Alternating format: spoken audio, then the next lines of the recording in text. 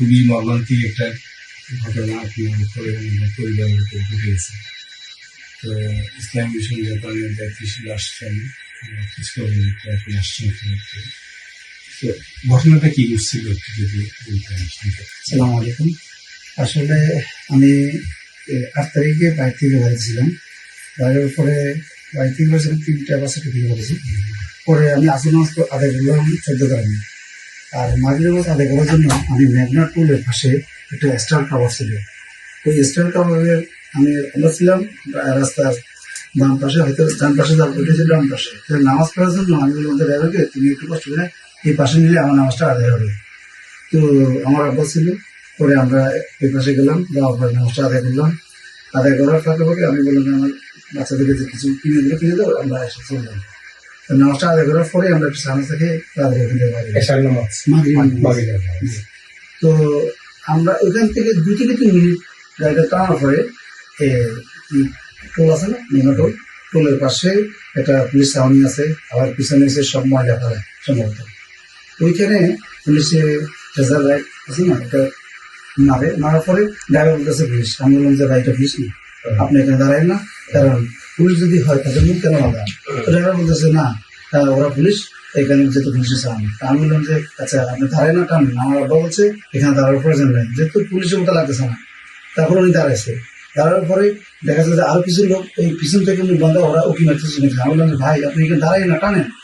Driver ইচ্ছা করলে টান দিলে কাটলো, কিন্তু হয়তো বা ড্রাইভার মনে হচ্ছে যে তার গাড়ি ঘোড়া ভেঙে ফেলবে বা ক্ষয়ক্ষতি হবে, এই জন্য ওই ভয়ে মনে সম্ভবত দাঁড়াচ্ছে। এই কিছু হতে পারে, কিন্তু আমি এটা কল্পনা করতে পারিনি যে তারা এইভাবে এই ঘটনাটা তখন 8টা বা 8:05 এর মধ্যে 7:45 থেকে পুলিশ ফাঁড়ি যেটা, এটার থেকে ডিসচার্জটা করতে হবে। পুলিশ ফাঁড়ি বলতে যে পুলিশের সামনে যেটা, ওর সামনে পুলিশ নাই, খালি খালি আর কি। এই ওটার সামনে ঘটনাটা ঘটে, ওইটার সামনে ব্রেক করছে। এখন ডাকাতেরা ওই সানের মধ্যে বৃষ্টি পড়তেছে, ওইখানে ছিল। আচ্ছা, তো এখন আমাকে দাঁড় করালে আমি ড্রাইভারকে অনেকবার রিকোয়েস্ট করছি, আমার আব্বা করছে, আমার ভাগিনা করছে, আমার ওয়াইফের জন্য বলছি যে আপনি দাঁড়ায় না, গাড়ি টানে। কিন্তু ড্রাইভার শুনলো না। ড্রাইভার কি বুঝে এখানে দাঁড়াইলো সেটা বুঝি না। তারপরে ড্রাইভার সাইডে নিয়ে গাড়িটারে গ্লাসটা নামা দিল, নামা দিয়ে সাথে সারি নিল।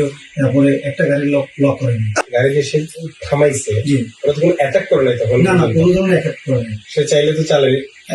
ড্রাইভার সিগন্যাল দিছে, কোনো ব্যারিকেড দিছিল? কোনো ব্যারিকেড, কোনো গাছ, কোনো কিছু নাই।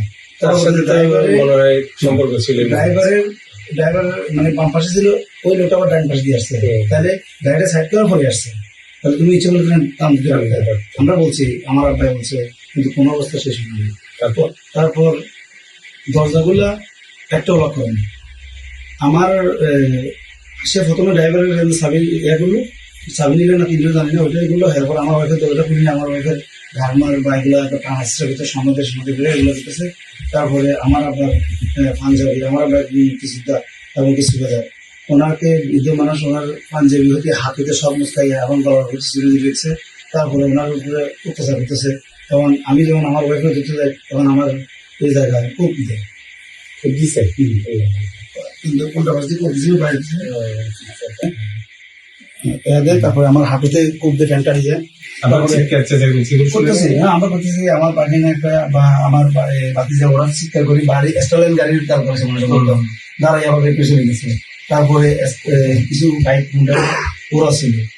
তো কোনো অবস্থায় ওনারা আমাদেরকে কোনো হেল্প করেনি, এবং কি অন্ধকার হয়নি।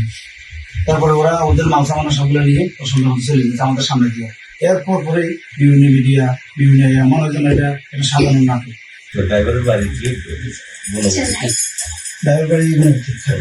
গুণবতী ইউনিয়ন, ওকে পুলিশের জিজ্ঞাসাবাদ করছে, কিন্তু কোনো ধরনের পায়নি। এই কারণে আপনাদের দৃষ্টিতে কোনো সন্দেহজনক কোনো বিষয় আসছে কিনা? আমরা এতগুলা যাত্রী বললাম যে কোনো অবস্থা দাঁড়াইব না। আমরা বলছে আমি ডিফেন্সের লোক, আমি বুঝি ডিফেন্সের লোক কেমন, তাহলে তুমি এখানে টানো, তাহলে ভাগো।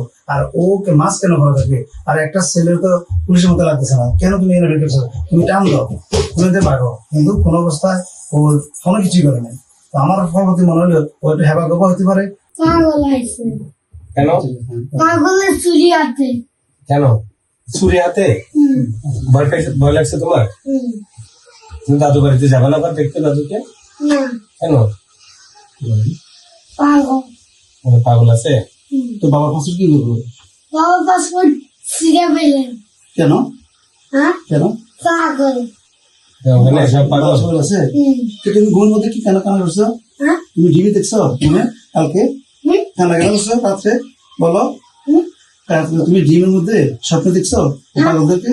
হুম। ভয় লাগে? মানে এখন ঘুমের মধ্যেও তার এখন আসলে ও একা আগে টয়লেটে যেত, সবকিছু করতো, কিন্তু এখন রুম থেকে বাইরে না। ওই যে পরিস্থিতিটা বাচ্চাটাই এখন অস্বাভাবিক হয়ে গেছে।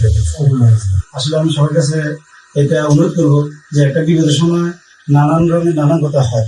আমি মনে করি এই কথাগুলা যাতে করে কেউ হাস্যকর ভাবে না নেন। আজকে আমার বিপদ হচ্ছে, কালকে আপনার হবে না এমন না। তো আমি মনে করি যে আমি ওখানে বলছি হয়তো আমার পাসপোর্ট কাগজপত্র, তারপরে আমার স্বর্ণ 30 ভরি নিয়ে গেছে। তো এগুলা আসলে হয়তো আমি বলছি, কিন্তু স্বর্ণ ছিল প্রায় 17 থেকে 20 ভরির মধ্যে। আমি এখন যেটা বলতে চাই, আমার ওয়াইফ আমরা এসে করছি 17 থেকে 20 ভরির মধ্যে স্বর্ণ ছিল। আমার আব্বার পকেটে ছিল 20,000 টাকা, আমার ওয়াইফের কাছে ছিল 20-25 হাজার টাকার মতো, প্রায় 40,000 টাকার মতো ক্যাশ নিছে। আমাদের অ্যান্ড্রয়েড ফোন 3টা নিছে, আইফোন 16 একটা নিছে। তারপরে আমাদের কি বলে মালসামান যে ক্যারি মানে হ্যান্ড ক্যারি যে ব্যাগগুলা, ছোটখাটো যে ব্যাগগুলা, সবগুলো ব্যাগ ওরা নিয়ে গেছে। আপনার পাসপোর্ট না, আর আমার পাসপোর্ট আমি তো মনে করছি আমার যে ছোট ব্যাগ ছিল, ছোট ব্যাগ যত নিয়ে গেছে, আমার পাসপোর্টটা নিয়ে গেছে। তখন আমি বলছি আমার পাসপোর্টটা নিয়ে গেছে। পরে আমি থানায় গেলাম, আমাকে ওইখানকার একজন লোক, সৎ লোক দেখলাম, উনি ব্যাংক যমুনা ব্যাংকে চাকরি করে, উনি অনেক হেল্প করছে, আমাকে হাসপাতালে নিয়েছে, রক্ত বন্ধ করছে, ডাক্তার দেখাইছে, থানা লেগে গেছে। তারপরে উনি আমাকে বিভিন্ন ডিসিশন দিল, তো আপনি থানা চলেন বা এগুলো আমার করলো। তারপরে আমি পাসপোর্টের ব্যাপারটা হয়েছে আল্লাহর একটা অশেষ রহমত, কোরআন আল্লাহ, এটাকে আমরা অস্বীকার করতে পারি না। আমি আমার ওয়াইফের জন্য 30 খন্ড বাংলা অর্থ সব কোরআন নিয়ে আসছিলাম। ওই ব্যাগের মধ্যে আমি আমার পাসপোর্ট, জাতীয় কার্ড, কাগজপত্রগুলো ওই ব্যাগে রাখছি। রাখার পরে আমি রাখছিলাম একদম সামনে ড্রাইভারের সাথে, দেখি যতবার ব্রেক করে ব্যাগটা পড়ে যেতে চায়। তো আমি ছিলাম যে কোন শরীর পড়লে সমস্যা, তো আমি এটা কি করলাম, আমার পিছনে রাখলাম। পিছনে রাখতে, এই পিছনে রাখার পরেই দেখা যায় যে মানে ডাকাত আসার আগে আমি যখন ওই মানে গাড়িতে উঠি, তখন কিছুক্ষণ পুলে আসার মাঝেই ব্যাগটা আমি পিছনে দিয়ে রাখি। রাখার পরে ব্যাগটা মনে হয় সম্ভবত ওরা যে ব্যাগটা নিচে, ওই ব্যাগটা ছোট ছিল, নিচে পড়ে গেছে কালো, তো ওইটা আর দেখেন। তো আমরা তো জানি না যে আমাদের ব্যাগ আছে না আছে।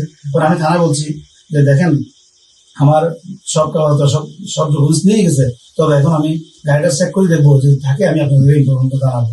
তো থানাতে আমি যখন বাসায় যাই মিরপুরেকে, তখন 4টা বা 3:30 এমন হবে। তখন আমি আমার মালসামানাগুলো বাকি মালসামানা নামালাম, নামানোর পরে দেখি যে সিটের নিচে আমার ব্যাগটা পড়াশোনা সরব দিয়েছে। পরে আমি এটা নিলাম এবং ফলে পুলিশকে আমি জানালাম যে আমার পাসপোর্টটা তো আছে, তবে অন্য মামলা, অন্য যে স্বর্ণ গয়নাগুলো এগুলো নেই। পুলিশ বলছে আপনি যদি থাকার ইচ্ছা থাকে থাকেন, যেহেতু আপনার আব্বাই বা নিয়েছে এই মামলায়, আপনার না থাকলে চলবে, আপনি চলে যান, আপনার সমস্যা। মামলা করছেন কোন থানায়? আমরা মামলা করছি সোনারগাঁ থানায়। সোনারগাঁ থানা, কুমিল্লা সোনারগাঁ। তার মানে সোনারগাঁ থানা যেটা, যেখানে জিডি করতেছে, গেছেন, ওরা কোনো সহযোগিতা করেনি? ওরা এই ব্যাপারটা মানে সহযোগিতা করছে, কিন্তু মানে কি সহযোগিতা করছে? জিডি লেখার মানে আপনার একটা উপস্থিত ক্ষেত্রে নিয়ে যে একটা না, ওটা ওটা করেন না। ওনারা যদি ইচ্ছা করতো, আমার মনে হয় এটা আমার আশাবাদী, তাহলে হয়তো ওই মোবাইল করে টেকিং করে যে কোনো টাইমে। থানাটা দূরত্ব কত দূর ছিল? 1 থেকে 2 কিলো। মানে পুলিশের পক্ষ থেকে কোনো আপডেট পেয়েছেন? পুলিশেরা বলতেছে আমরা চেষ্টা করতেছি। কি চেষ্টা করতেছে? দৃশ্যমান কোনো কিছু বলছে? দৃশ্যমান বলতে ওরা বলতেছে আমরা আমাদের চেষ্টা অব্যাহত আছে, আমরা এটা দেখবো, এটা আপনার ইনশাল্লাহ আশা করি। সিসিটিভি ফুটেজ না, এই ধরনের কিছু। খুবই আমাদের খুব খারাপ লাগছে তাদের ঘটনাটা, বিশেষ করে ওয়াইফ আছে, ফ্যামিলি আছে, বাচ্চাদের সামনেই এই যে চাকরি এটা মর্মান্তিক, অমানবিক ঘটনা। আমরা বাংলাদেশের মানুষ, আমরা এই লোকজন দেশ থেকে বিদেশে এসে দেশের জন্যই তো কাজ করছে। এরা দেশে গিয়ে যদি নিরাপত্তা না পায়, আসার পথে আবারও জাপানে চলে আসছে, এই অবস্থায় যদি নিরাপত্তা না পায়, তাহলে তো খুবই দুঃখজনক। আমরা তো আশা করছিলাম জুলাই অভ্যুত্থানের পর বাংলাদেশের মানুষ স্বাধীনভাবে নিরাপত্তার সাথে চলাফেরা করতে পারবে, কিন্তু এখনো যে এই ফেসিস্টদের দোসররা এখনো আছে। এটা শুধু প্রশাসনের কথা বলবো না, আমাদের সামাজিক অবক্ষয়ের একটা বিষয় এখানে। আর এত একটা তখন তো রাত তো বেশি হয় না, না মাগরিবের পর এটা পুলিশের সামনে।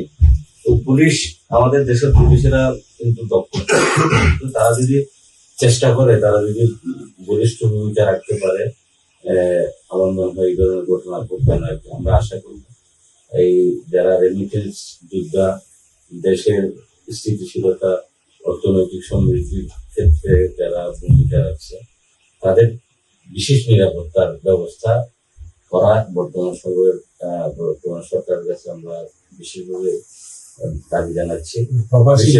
প্রবাসী কল্যাণ মন্ত্রণালয় যেটা আছে, তারাও যাতে প্রবাসীদের ব্যাপারে বিশেষ উদ্যোগ গ্রহণ করে, সেটা দরকার। মানুষের অধিকারের মধ্যে সবচেয়ে বড় অধিকার হলো বেঁচে থাকার অধিকার।